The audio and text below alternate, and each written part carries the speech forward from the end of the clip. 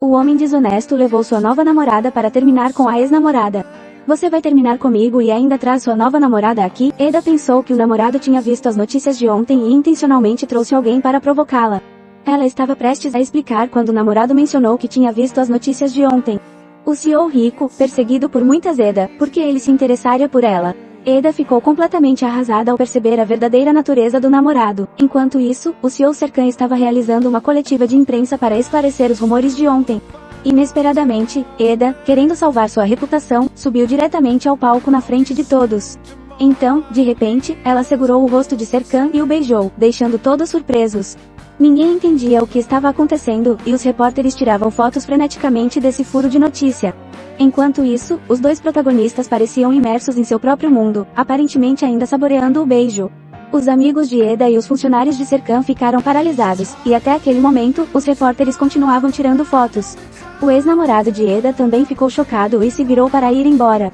Serkan atirou do local para tentar controlar a situação. Ambos encontraram o ex-namorado de Eda no saguão do hotel. O ex-namorado, que pensava ser ele quem havia abandonado a namorada primeiro, não esperava que ela realmente estivesse namorando o homem mais rico do país.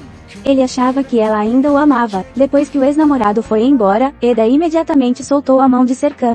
Ele imediatamente entendeu o que estava acontecendo. Os repórteres rapidamente o seguiram, então ele só pôde continuar a levá-la para fugir de lá. Este incidente causou grandes danos à reputação de Serkan. Ela sugeriu desaparecer por um tempo para deixar as coisas esfriarem, mas ele insistiu em seguir o acordo que haviam discutido antes. Antes que a ex-namorada de Serkan se casasse, Eda fingiria ser sua noiva. Acontece que, depois de se encontrarem no avião, Serkan levou Eda para a festa de noivado de sua ex-namorada. O noivo da ex-namorada estava muito orgulhoso e até convidou o rival de Serkan para a festa. Isso o deixou muito irritado. Ele então puxou Eda, que não sabia de nada, e pediu para que ela fingisse ser sua noiva. Naquele momento, ele propôs que ela continuasse fingindo ser sua noiva, para que a ex-namorada e seu noivo terminassem. Ele estava disposto a pagar todas as despesas para Eda estudar no exterior. Ela, mais uma vez, disse que não precisava do dinheiro dele e saiu do carro furiosa. Os dois brigaram novamente, mas naquela noite, Eda ainda apareceu no escritório de Serkan, como haviam combinado. Ela disse que não estava lá por dinheiro, mas para se redimir pelo erro que cometeu ontem.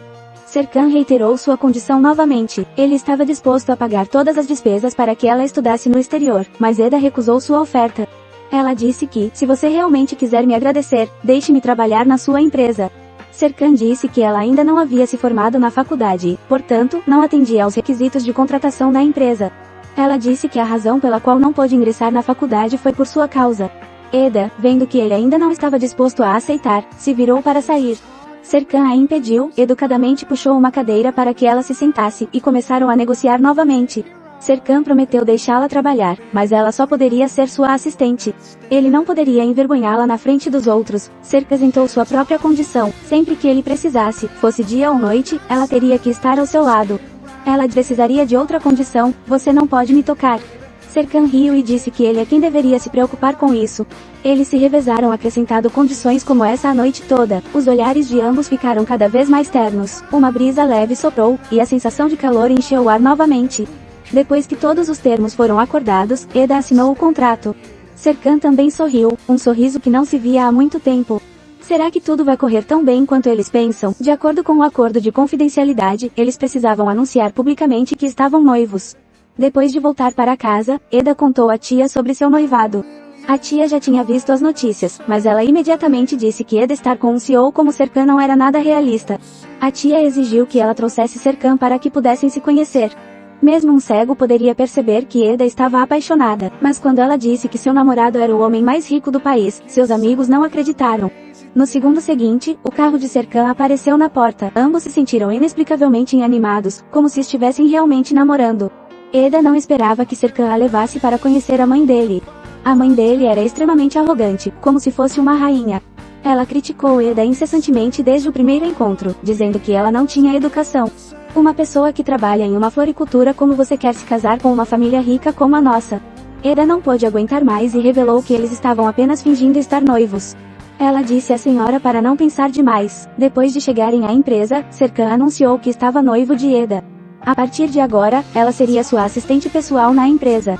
Todos na empresa pareciam desaprovar, mas Serkan disse que não precisava justificar sua decisão a eles. O terreno que Serkan queria comprar foi adquirido por um rival antes. Ele ligou para marcar uma reunião com o rival, mas ambos usaram palavras duras, sem chegar a um acordo. Eda foi ao escritório e perguntou se Serkan tinha algum trabalho para ela. Ela não esperava que Serkan a repreendesse por sentar-se sem sua permissão. Mas Eda não se importou, então Serkan apenas deixou para lá. Ele lhe deu um cartão de banco e disse para ela ir comprar um anel de noivado para evitar suspeitas. Depois de comprar o anel, ela deveria ficar com o cartão e comprar o que quisesse. A mãe de Serkan estava muito preocupada com os acontecimentos. O assistente lhe disse que a situação continuava a se espalhar nas redes sociais. Ela achava que, se o noivado já havia sido anunciado, era necessário organizar rapidamente uma festa de noivado. Caso contrário, o mundo começaria a falar sobre a família deles.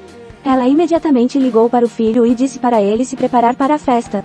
Serkan foi ao escritório de Eda. Ele lembrou que ela tinha claustrofobia, então imediatamente mandou derrubar a parede, substituindo-a por uma janela de vidro do chão ao teto. Eda foi à joalheria e pediu ao funcionário que escolhesse o menor diamante para ela. Ela não queria que as pessoas notassem o anel, mas ela não esperava que todas as capas de revistas tivessem notícias sobre ela. Eda comprou todas as revistas e disse ao dono da banca que as fotos eram todas montagens, para não acreditar nelas. Para não deixar seu rival se vangloriar, Serkan quis negociar novamente com o cliente, mas não teve sucesso. Neste momento, Eda voltou, e Serkan imediatamente a apresentou ao cliente. Ele decidiu organizar a festa de noivado na noite seguinte e convidar o cliente. Ele queria outra chance para negociar, mas os dois acabaram brigando por causa disso. Eda sentiu-se como uma máquina, tendo que seguir as ordens dele. Serkan disse que, de acordo com o contrato, ela não podia se opor à decisão dele. Mas ao ver que Eda estava prestes a sair, ele gentilmente disse que tudo era por causa do trabalho. No momento em que ambos se olharam, o ar parecia ter um cheiro de amor. Muitos diamantes foram colocados na frente de Eda para ela escolher à vontade. Mas ela escolheu a pedra menor, o que deixou o rico Serkan muito insatisfeito. Ele a levou à joalheria mais luxuosa. O próprio dono da loja veio recebê-los na sala VIP. Ela ainda achava que diamantes grandes eram muito chamativos, então Serkan teve que escolher para ela. Depois de colocar o anel, as emoções de Eda mudaram completamente em relação ao que ela tinha dito. Ela não pôde conter o sorriso, dizendo que o anel era grande demais, mas realmente lindo. Serkan ligou para a mãe e disse para ela organizar a festa de noivado para a noite seguinte. O tempo apertado fez a mãe dele se sentir como se estivesse prestes a enlouquecer. Felizmente, o assistente dela a ajudou a concluir tudo. Enquanto passeavam, eles encontraram a ex-namorada de Serkan e seu noivo. Serkan estava preocupado que seu segredo fosse revelado, mas não esperava que Eda lidasse com a situação facilmente. Quando a ex perguntou sobre o projeto, Eda disse casualmente que eles estavam pensando em transferir o hotel para a fazenda. Não esperava que esta frase dela inspirasse Serkan. Todo mundo no escritório estava sem saber o que fazer com este projeto. Serkan anunciou que Eda tinha uma solução. Em vez de construir a fazenda ao lado do hotel, eles transfeririam o hotel para a fazenda, transformando o hotel em parte da fazenda. Todos acharam a ideia brilhante e aplaudiram Eda. Enquanto todos estavam fazendo horas extras para planejar o projeto, a tia de Eda ligou para ela. Neste momento, Eda se lembrou de que naquela noite tinha que levar Serkan para jantar em casa, então interrompeu a reunião dele. Ninguém esperava que, diante dos pedidos de Eda, Serkan agisse de forma tão diferente do habitual. Ele adiou o trabalho importante. Todos não podiam acreditar que ela ousou falar com o CEO daquele jeito. Essa garota é incrível. A partir de agora, serei mais firme ao falar. A tia de Eda é uma pessoa muito realista e não acredita em contos de fadas. Então ela tinha que descobrir o que estava acontecendo. Serkan disse que o destino deles estava ligado a uma algema. A tia estava muito curiosa sobre o que tinha acontecido. Serkan pediu para Eda contar a história para a tia. Ela inesperadamente desmaiou. Serkan ficou chocado. A tia de Eda explicou que isso era uma síncope. Isso acontecia quando Eda ficava muito estressada. Ela disse que Eda acordaria sozinha em alguns minutos, então ele não precisava se preocupar.